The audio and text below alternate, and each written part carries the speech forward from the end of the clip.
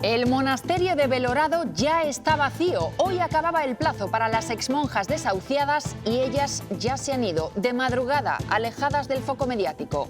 Eso sí, parece que se han llevado más de lo que les pertenecía.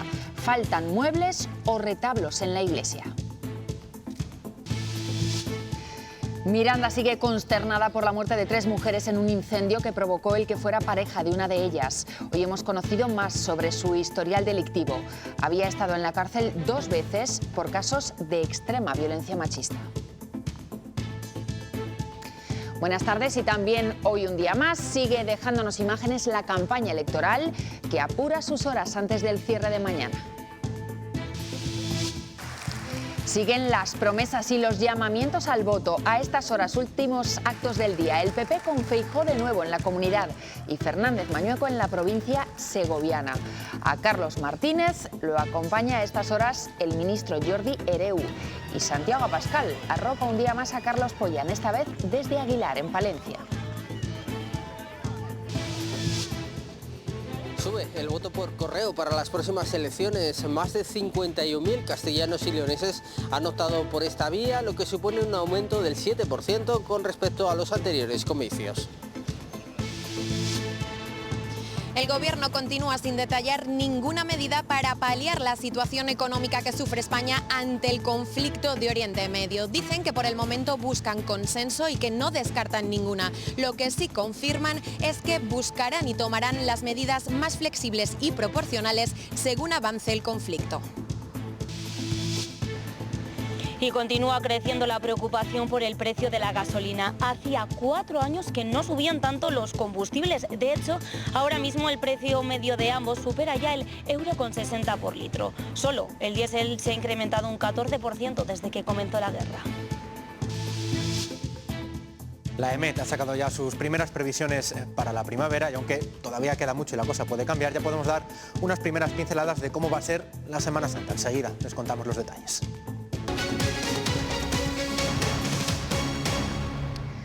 Son días decisivos en la campaña. Hoy Fernández Mañueco ha insistido en la movilización de cara al domingo. Ha prometido además un gobierno con presupuestos si consigue el respaldo mayoritario. A estas horas, acto en La Lastrilla. Lidia Bartolomé. Sí, un mitin aquí en Segovia que acaba de terminar. Alfonso Fernández Mañueco en esta recta final le ha asegurado a los suyos que se han vaciado durante esta campaña, pero que queda el empujón final. El 15 de marzo ha vuelto a reiterar que el Partido Popular ha venido para gestionar y para gobernar. Además, el candidato popular en esta campaña ha elevado el tono y se ha referido directamente y por primera vez a Vox. Quiero hablaros de Vox.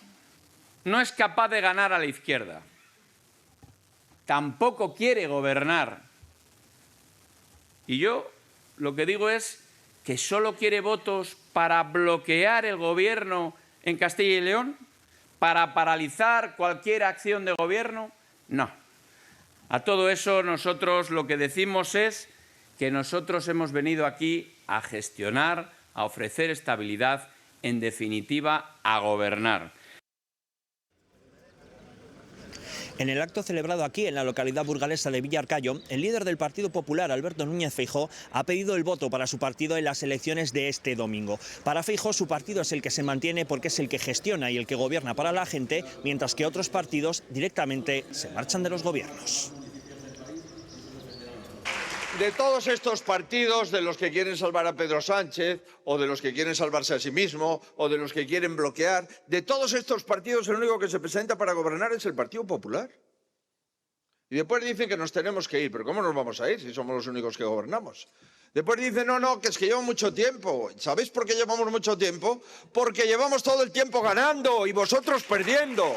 Por eso llevamos mucho tiempo. ¿O es que no se puede ganar? Para arropar al PSOE de Castilla y León, hoy está en nuestra comunidad el ministro Jordi Hereu. Ha tenido un acto por la mañana en Briviesca, en Burgos, y a estas horas ya está en la provincia leonesa. En Villablino, mitin con Carlos Martínez. Vamos ahora contigo, Elena Rodríguez. ¿Qué pensábamos? Sí, el candidato socialista ha escogido la provincia de León para cerrar esta jornada, el penúltimo día de campaña, un mitin que ha empezado hace apenas unos minutos y que ha concentrado aquí a unas 300 personas. Todavía no ha tomado la palabra ni Carlos Martínez ni el ministro de Industria y Turismo. Sí lo ha hecho el secretario del Partido Socialista por esta provincia y también el alcalde de este municipio de Villablino. En estos momentos está hablando la vicesecretaria general del PSOE, Nuria Rubio, y también candidata a las Cortes por esta provincia. Carlos Martínez, en su intervención, volverá a pedir el voto para cambiar Castilla y León. Bueno, creo que el otro día anduvo por aquí Quiñones. Me dicen que llenazo, ¿no? Una decena de personas creo que había en el mitin. ¿Quién va a venir cuando no has dado la cara nunca por esta zona? Cuando nos has puesto el tapón para impedir que crezcamos, que es lo que ha hecho la Junta de Castilla y León. Porque la Junta de Castilla y León ha abandonado a la provincia de León desde hace más de 37 años, pero tiene una especial inquina con las cuencas mineras, porque sí, somos rojos, somos socialistas y lo decimos con mucho orgullo. Y les molesta, pues que les moleste. Minutos antes de celebrarse ese mitin, Carlos Martínez ha visitado un criadero de mastines, también en Villablino. Acompañado de Nuria Rubio y del alcalde de la localidad, el candidato socialista se ha interesado por esa raza y su instinto protector que tanto ayuda al sector primario. Desde allí, Martínez ha recordado la importancia de mantener vivo el medio rural.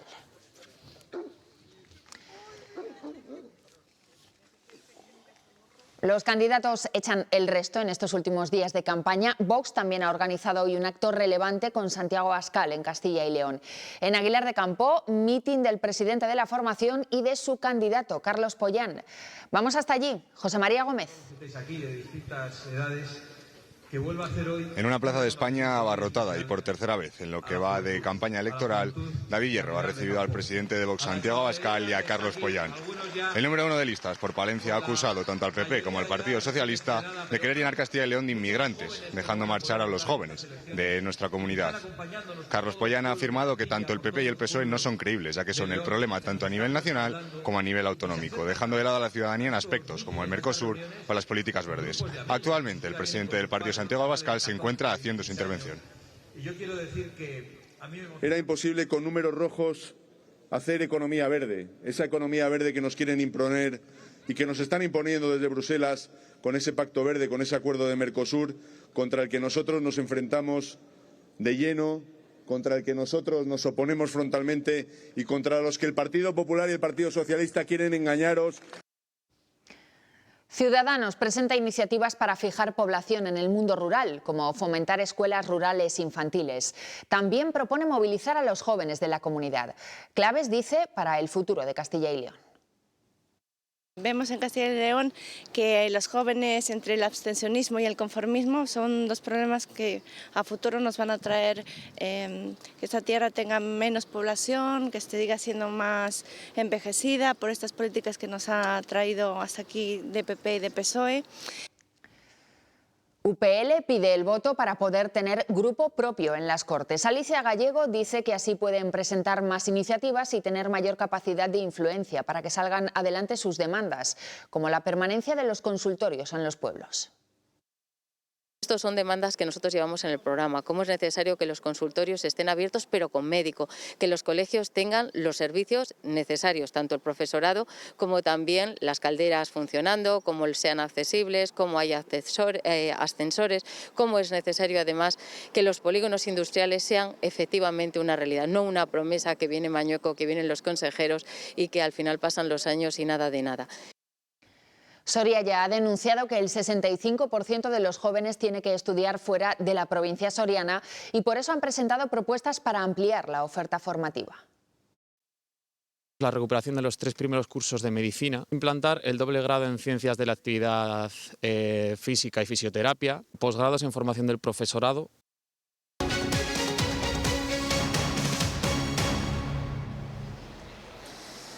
Se han admitido 51.144 votos por correo para las elecciones de este domingo. Correos ha admitido el 94% de las peticiones registradas, lo que significa un incremento total del 7% respecto a los anteriores comicios autonómicos del año 2022. El plazo se cerraba ayer, así que la única opción que queda ya para votar es hacerlo presencialmente este domingo. Y por cierto, a diferencia del CERA, que se contabiliza en las jornadas siguientes al día electoral, este voto por correo se va a contar esa misma noche a partir de las 8 de la tarde, cuando cierran las mesas.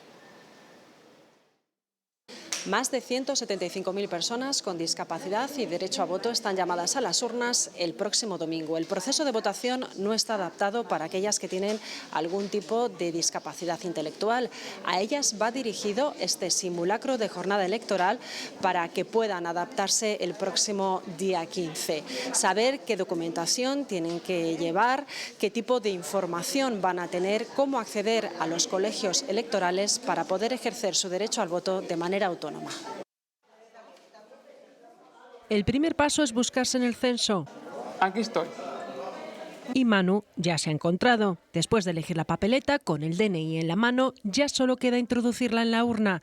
Todos los elementos que te puedes encontrar en una votación real están aquí. Urna, papeletas, interventores, vocales, presidente. Antes de este simulacro han asistido a una formación para resolver sus inquietudes. Desde por qué votamos, qué vamos a votar, cómo hay que votar y sobre todo qué nos propone cada candidato. El adaptar los programas a lectura fácil no se tarda nada. De hecho, yo me lío todos los partidos políticos. Antes era difícil cómo comprenderlo, el derecho a voto. Ahora ya me siento más seguro. Y eso facilita que puedan votar con autonomía. Tengo ganas de ir a votar el domingo, sí. Y ya tengo claro mi voto. Lo tengo aquí en la mente. Hace ya 8 años, ellos consiguieron el voto universal. Los perfiles de los candidatos que componen las listas son muy diferentes y precisamente las formaciones presumen de diversidad. Nosotros hemos querido contrastar a los más jóvenes y a los de mayor edad de cada partido. Ayer lo veíamos con Vox, hoy con el PSOE. Llevo en política desde los 16 años, o sea que va a hacer una década más o menos. Yo llevo afiliado a Juventudes Socialistas desde el año 1981, llevo 40 y tantos años en el Partido Socialista. Los jóvenes en Castilla y León, después de 37, 38 años de gobiernos del Partido Popular, creo que tenemos que decir mucho sobre cuál es la valoración que hacemos sobre esa gestión y sobre cuáles son nuestras inquietudes de futuro y cómo nos planteamos esta tierra que tendría que ser de oportunidades y que ahora mismo es de huida. ¿Cuáles son los problemas que tienen los jóvenes? Empleo y vivienda. Bueno, pues habrá que dar solución fundamentalmente a esos dos grandes problemas. Y aquí en Castilla y León, bueno, pues al problema que tenemos de despoblación. Cada vez es más evidente el peso de las redes sociales en el mensaje político, cosa que es positiva. Yo creo que se democratiza la información, pero también tiene su parte negativa, que es la posible desinformación, los bulos que muchas veces vemos. Yo estoy en 3 o 4 redes sociales y la verdad es que me manejo bien. Muchas de las convocatorias se hacen precisamente a través de las redes, pero para nosotros, para los socialistas, nos gusta mucho el contacto directo. Cuando uno asume este compromiso, no es una cuestión de dónde puedes llegar o a dónde puedes acceder, es una cuestión de verdad aportar, la necesidad de querer cambiar cosas y de ser partícipe de ese cambio. Creo que puedo hacer todavía mucho por los ciudadanos y que creo que puedo aportar mucho. Creo que puedo aportar experiencia, que creo que puedo aportar estabilidad y sobre todo visibilidad. Se llama Víctor Urien y es el candidato del PSOE a las Cortes por Burgos con menos opciones de salir, porque ocupa la 11ª posición de la lista, es decir, el último. En un equipo tienen distintas funciones todos los miembros que lo componen. Si las suyas son escasas, más remotas son las probabilidades de que César Rico sea procurador del PP. El expresidente de la Diputación de Burgos y exsenador es el tercer suplente en la lista, es decir, el último de los reservas. Me lo pidió el partido y yo encantado, que puedo aportar a esta candidatura el bagaje de muchos años. Aunque tengan menos visibilidad, también participan en los actos del partido y ayudan a recoger y elaborar propuestas. En el proceso de escucha de los ciudadanos y de las ciudadanas. Y acudiendo donde me llaman. Aseguran que lo hacen con total convicción. Mi compromiso con la candidatura es muy fuerte. Por eso se apunta a esta candidatura, aunque sea el último de la fila. Afirman que no se les pasa por la cabeza que una concatenación altamente improbable de renuncias acabe llevándolos hasta las Cortes.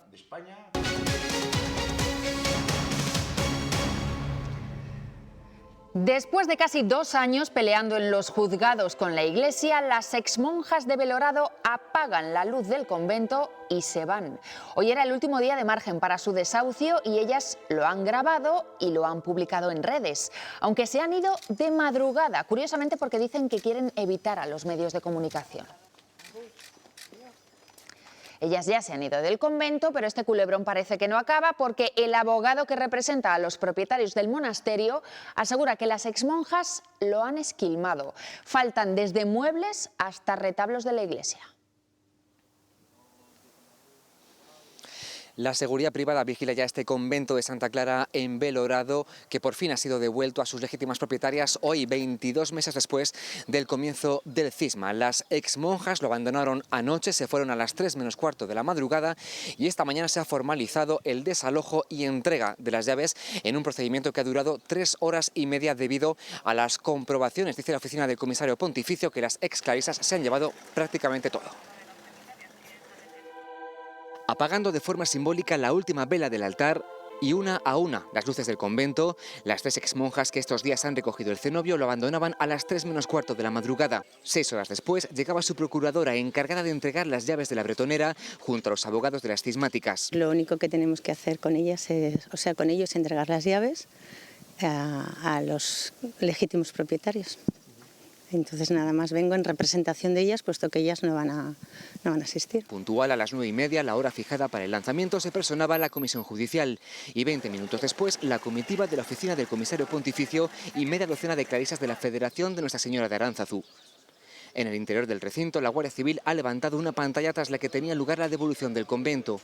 Y después las partes han comprobado el estado del inmueble, sobre el que hay discrepancias. Hay discrepancias sobre lo que hay y lo que no hay sobre las dos partes, que eso ya se verá, pero bueno, sobre todo lo bueno son las fotografías que acreditan el estado actual. Faltan desde muebles, documentos, el archivo casi completo, en la iglesia faltan retablos.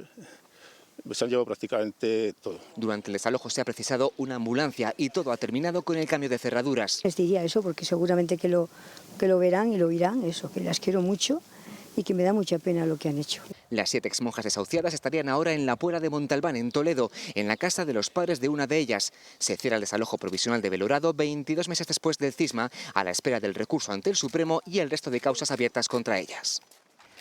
Segundo día de luto en Miranda, en Burgos, después del último crimen machista. Un hombre provocó un incendio en la casa donde vivía su expareja y mató a 3 mujeres. Su historial delictivo es amplio. Ya ha estado 2 veces en la cárcel por retener y abusar de una niña de 9 años y por secuestrar a una mujer.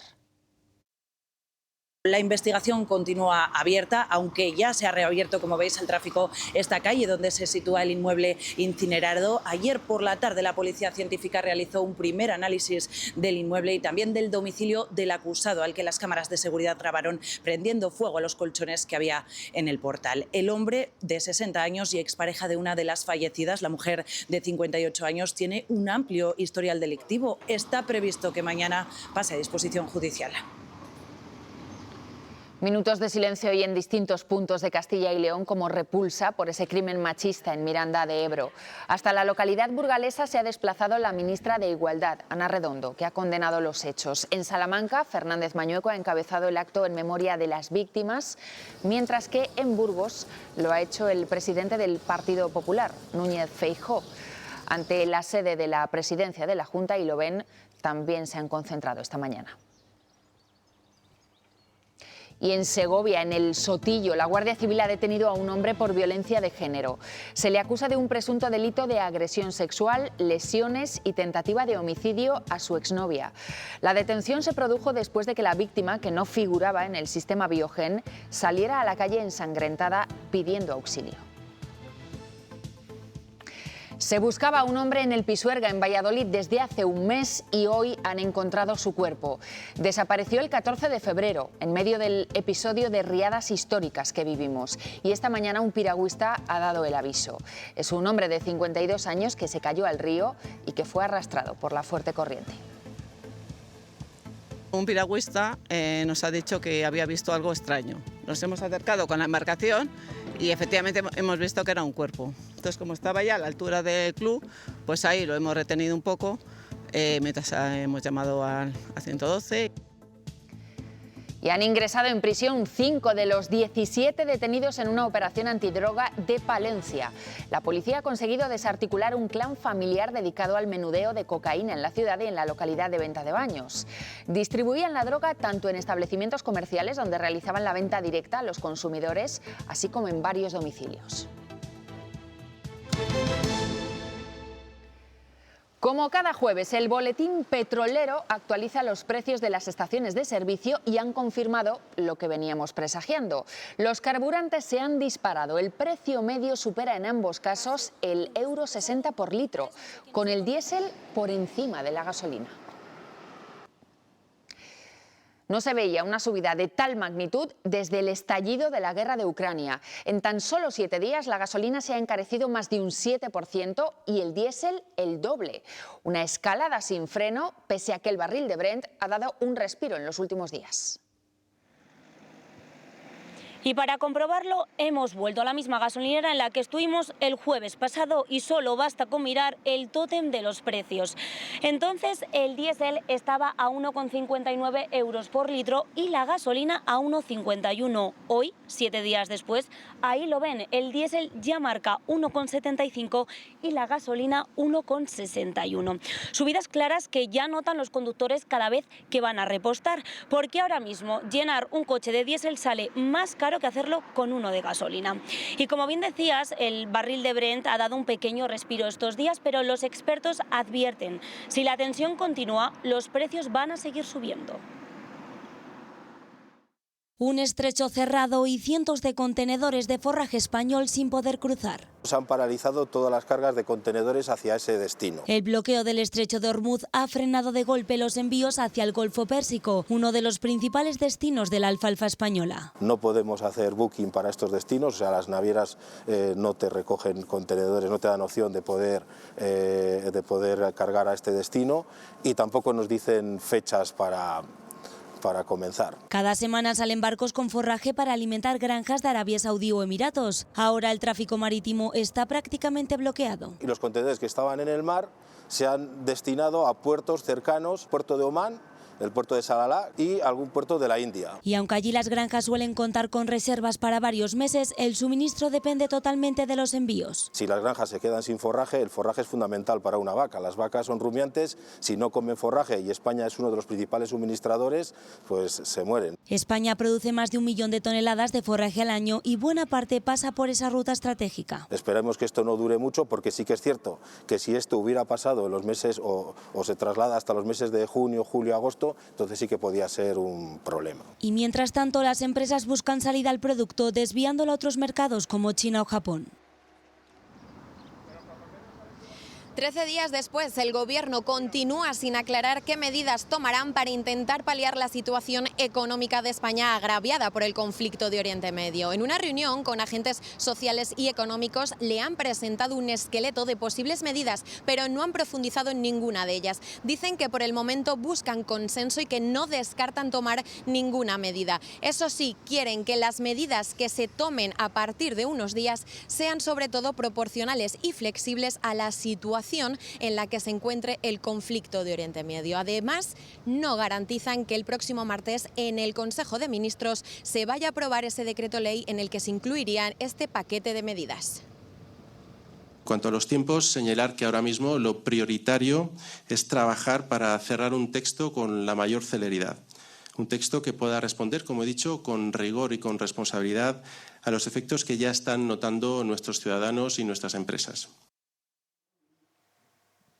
El portavoz de la Junta ha explicado que estos días han tenido contactos con los principales sectores afectados, productivos, de transportistas, organizaciones empresariales o con las propias empresas que tienen un alto grado de actividad internacional. Dice que han escuchado sus demandas y que ahora estudian poner en marcha posibles ayudas.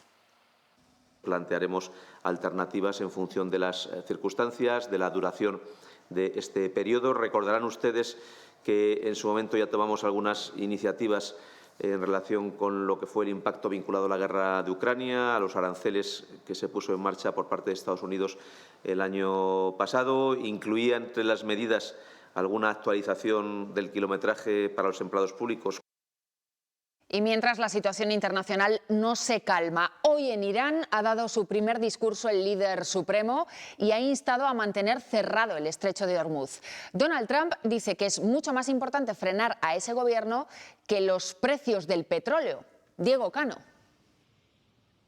Sí, el presidente de los Estados Unidos afirmaba a través de su propia plataforma Truth Social que tiene mucha más importancia detener, decía, al imperio del mal, refiriéndose a Irán, que normalizar esos precios del petróleo. El nuevo ayatolá, en ese primer mensaje oficial desde que ocupa el cargo, ha afirmado que van a vengar la sangre de sus mártires y que es muy importante para ellos mantener el bloqueo en el estrecho de Hormuz, seguir utilizando, decía, esa palanca contra sus enemigos. Palabras que llegaban horas después de que Irán atacase 3 barcos mercantes en el estrecho o en sus inmediaciones. Mientras tanto, continúa al alza el precio del petróleo y continúa también el conflicto armado en Oriente Medio.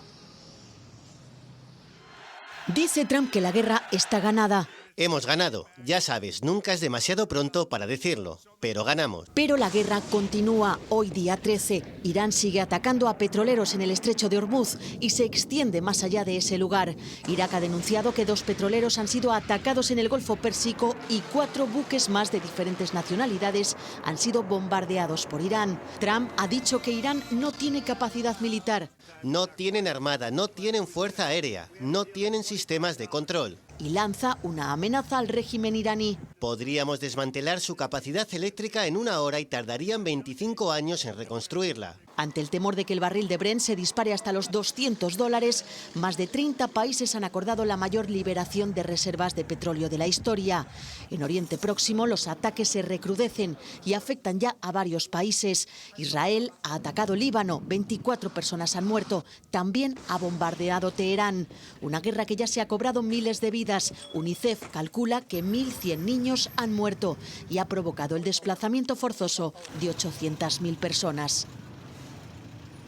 Y escuchen esto, el aceite de oliva español resiste ante los aranceles de Trump.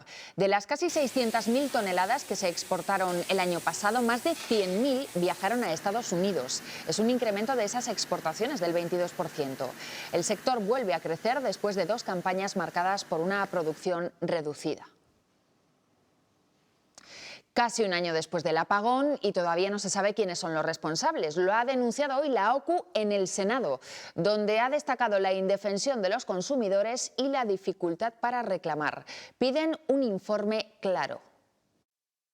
Apuntar a quiénes son los responsables, porque nosotros no lo sabemos, lamentablemente, sino que además incluso ya estipularan las compensaciones e indemnizaciones que a día de hoy no hemos recibido en un 90% de los casos. Y querríamos saber efectivamente a quién reclamar, cómo reclamar. Nos encontramos como totalmente desatendidos como ciudadanos, como consumidores.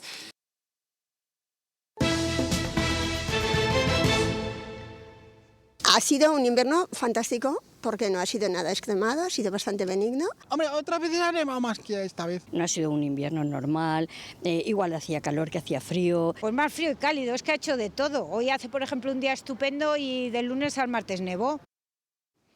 Y en poco más de una semana, el viernes que viene, damos la bienvenida a la primavera. Hoy AEMET ha dado detalles de cómo se prevé. En Castilla y León se espera mucho sol y temperaturas más altas de lo normal. Se prevé que la primavera sea cálida, al igual que lo ha sido el invierno, que ha estado marcado por unas temperaturas más altas de lo normal. Por ejemplo, en Zamora han estado 1 grado por encima de lo que suelen estar durante esta época del año. Además, en la presentación del balance climático, la EMET también ha hecho mención a un invierno muy húmedo. Aquí en Castilla y León hemos tenido un 51% más de lluvia de lo habitual. El invierno se despide en Castilla y León, siendo el octavo más cálido desde 1961, con unas mínimas que continúan aumentando. Destaca Zamora con 1,4 grados por encima de su valor de referencia. La anomalía positiva ha sido Ponferrada, pero también ha tenido 0,8 grados por encima de lo habitual. Pero lo más destacado han sido las precipitaciones constantes. Entre el 15 de enero y el 15 de febrero llovió prácticamente todos los días. Un invierno muy húmedo. Se ha recogido un 51% de precipitaciones por encima del valor de referencia. 50 días de precipitación, el valor de referencia, lo normal en el invierno son 28 días, pues se han recogido 78,2 litros por metro cuadrado en Puerto del Pico, en Ávila, el 1 de febrero. En Salamanca, por ejemplo, se han recogido 193 litros por metro cuadrado, lo normal son 91. Esto ha provocado un déficit de insolación.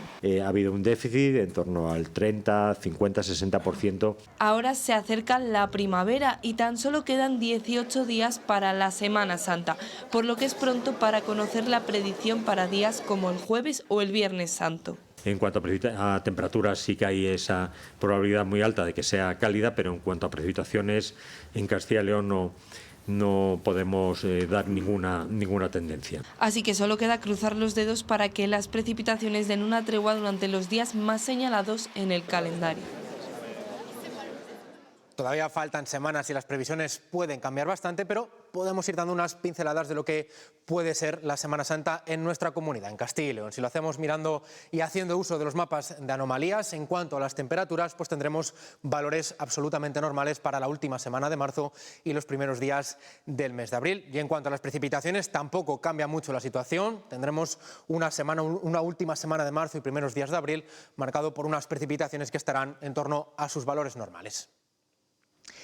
Gracias, Sergio. Se calcula que más de 50.000 personas padecen glaucoma en Castilla y León, una enfermedad silenciosa que provoca un daño irreversible en el nervio óptico. Es una de las principales causas de ceguera en todo el mundo. Hoy, en su Día Mundial, les contamos el caso de una paciente y la importancia del diagnóstico precoz.